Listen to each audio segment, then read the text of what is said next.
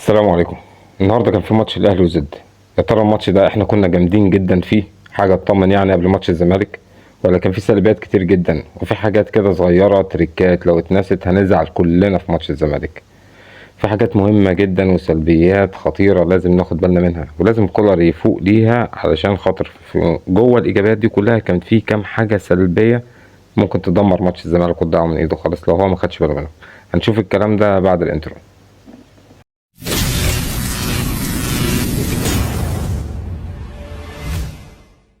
النهارده كان ماتش الاهلي وزد، كان ماتش مصيري ومهم جدا بالنسبه للنادي الاهلي وجماهير النادي الاهلي. ليه؟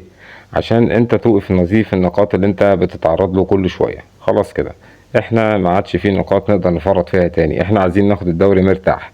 لو قعدت كل شويه تتعادل او كده كل شويه هتخسر نقاط وفي الاخر الدوري هيكلكع منك واحنا مش ناقصين، عشان اصلا المستوى بتاعنا مش كويس. فاحنا بنحاول نلم اكبر قدر من النقط وما نخسرش نقط وكده عشان الدوري يبقى بالنسبه لنا مرتاح. الدوري ده المفروض بناخده عادي، فمش عايزين نكلكعه على روحنا ونصعب على نفسينا. طيب تعال نشوف الماتش ايه اللي حصل فيه. كولر بدأ بالتشكيل اللي الناس كلها كان نفسها يبدأ بيه ويفوق من التجارب العجيبة الخزعبلية اللي بيعملها. والراجل سمع الكلام وبدأ بالتشكيل صح. أول حاجة خالص لعب عمر كمال عبد الواحد في مكانه اللي هو متعود يلعب فيه، اللي بيعرف يلعب فيه، لعبه باك يمين. ماشي. وبعد كده نزل كريم الدبيس مكان علي معلول في الماتش، ان هو يبدأ بيه الماتش وكده بديل لعلي معلول عشان يجربه. ودي حاجة كويسة جدا وراجل يشكر قوي على اللي عمله. والطقم كله زي ما هو بس لعب طاهر محمد طاهر، بس لعبه يعني الوينج شمال. طيب انا كنت اتمنى ان هو رضا يكون هو في الوينج الشمال على طول، يعني يلعب في الحتة دي. كنت اتمنى كده، بس هو عموما يعني كانوا بيبدلوا مع بعض، بس في معظم الوقت كنت تلاقي طاهر في الحتة دي. وشال موديست ونزل كهربا. احنا كنا عايزين بقى ينزل كهربا ومش عارف ايه والكلام ده عشان كهربا جاب جونين وكده، مع ان انا كنت قايل قبل كده ان كهربا مستواه اصلا مش ثابت، ويعني لما بتحتاجه ما بتلاقوش، او يعني مش كل ماتش بتلاقيه جامد وكده بتاع. ممكن يجيب جونين، ممكن يقعد له 5 ماتشات كده ما هو مش عارف يعمل ايه، بيجري بس. طيب هو كده بدأ بالتشكيل اللي معظم الناس كلها عايزاه. طيب يا ترى ايه اللي حصل جوه الماتش خلى فيه كمية سلبيات؟ الاول احنا هنتكلم في الايجابيات اللي حصلت. عمر كمال عبد الواحد انا من وجهة نظري مان اوف ذا ماتش، احسن لعيب كان في الموجود في الماتش. تمام. انا مش هتكلم على مروان عطية. مروان عطية بالنسبة لي كل ماتش احسن لعيب. الراجل ما شاء الله مستواه يعني ثابت جدا وما بيتهزش يعني بسهولة، يعني كل ماتش تقريبا مستوى ثابت. وحاجة كده ربنا يوفقه يعني ويحافظ لنا عليه ان شاء الله. لكن النهاردة هي نقطة الفصل. عمر كمال عبد الواحد، ان انت بقالك فترة مش ما عندكش باك يمين بالشراسة الهجومية دي. احنا بقالنا فترة كبيرة يعني كأننا اول مرة نشوف باك يمين، من كتر ما عدى علينا باكات يمين كده اللي هو على قدهم. فعمر كمال عبد الواحد وراك يعني ايه باك يمين، يكون عندك باك يمين. يبقى عندك واحد زي علي معلول. فاكر علي معلول كان بيعمل ايه؟ بقى عندك انت واحد زي الجهة التانية بيعمل نفس اللي بيعمله علي معلول، بيسحب الفرقة وراه ويطلع بيها لقدام. يا جماعة عليه شوية كروسات واوفرات حاجة جامدة جدا. زي ما الكتاب قال، زي ما الكتاب قال، لا بالونة ولا في الأرض في رجلين اللعيبة ولا أي حاجة. هي الكورة بتحس إن هو متشاطة بالعرض، يعني أي مهاجم هيلمسها براسه هتخش على الجون على طول. بس المشكلة بقى ده يعني الإيجابية دي بتدخلك في سلبية تاني. السلبية التانية اللي هي إيه بقى؟ إحنا حللنا الباك اليمين والأوفرات اللي بتيجي من ناحية الباك اليمين تدخلك في سلبية إن أنت ما عندكش مين اللي هيستغل الأوفرات دي ويجيب جوان. ما عندكش.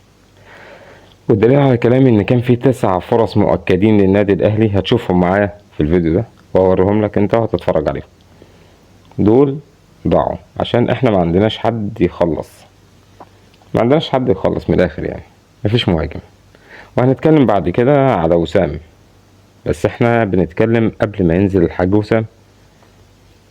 عندك انت كهربا زي ما قلت لك، في اوقات تلاقيه جاب جوان وفي اوقات بتلاقيه بيضيع حاجات غريبه. ماشي، ده بالنسبه لكهربا. طيب عندك انت طاهر محمد طاهر، هو ده وينج. انا بس عايز افهم ازاي طاهر محمد طاهر هو يبقى الوينج بتاع النادي الاهلي. اولا طاهر محمد طاهر مش السرعه عاليه جدا، مش سريع جدا، هو بيجري وكويس، سرعته كويسه، بس مش سريع، ما يفرقش في الجري عن حد يعني، مش سريع مش سريع قوي يعني. ثانيا مهاريا مش اللي هو المهاري اللي دايما واحد ضد واحد يعمل قلق ويبقى المدافع خايف منه وكده لا. طيب شويط؟ لا. ده بهدر؟ لا. طيب يعني بيلعب بعقله، بيعرف يعمل سيروهات ويعرف يعمل، مش قوي. طيب ايه اللي مميزه بقى ان هو يبقى وينج؟ معرفش. لو انت عارف قولي الكلام ده تحت في الكومنتات. طيب لو انت برضو من رأيي ان هو لا يصلح للنادي الاهلي، قول لي برضو الكلام ده تحت في الكومنتات. ده رأيي. ده بالنسبة لطاهر. تعال نشوف رضا سليم. رضا سليم ده لعيب جامد جدا، من احسن اللعيبة اللي جت الفترة الاخيرة، سريع ومهاري وبيعرف يخلص. النهارده ما كانش في مستواه خالص، بس رغم كده برضو تحس انه بيفرق معاك عشان احسن من اللي عندك، من الاخر. طيب كده احنا خلصنا التلاتة اللي قدام. تعالى بقى نرجع لأهم تلاتة موجودين عندك، وهم دول اللي هيعملوا معاك مشاكل كبيرة في ماتش الزمالك. اللي هم مين بقى؟ ثلاثي خط الوسط اللي أنا قلقان منهم. أنا مش قلقان من مروان عطية، الله أعلم بقى هيلعب ماتش الزمالك ولا لأ، بس احنا فرضا إن هو هيلعب ماتش الزمالك. مروان عطية ده الوحيد اللي مش قلقان منه. طيب اللي قلقان منه الاتنين التانيين. الاتنين التانيين مش قويرة يعني، مش بتوع كورة، مش حريفة كورة، مش لعيبة. ماشي، السولية وكوكا، دول ما يعرفوش يستلموا كورة ويسيطروا على اللعب ويوزعوا اللعب ويعني يعملوا حاجات كتير. يعني من الآخر ما بيعرفوش يلعبوا الفريق ويسيطروا على اللعب في وسط الملعب. ليه؟ عشان ما عندهمش المقاومات دي. ما عندهمش المقاومات اللي تخليهم يسيطروا على اللعب ويمسكوا الكورة في وسط الملعب ويلعبوا الفرقة ويطلعوا بها من قدام، يعني من ورا لقدام، ويوزعوا لعب بطول وعرض الملعب. ما عندهمش. حتى في الزيادة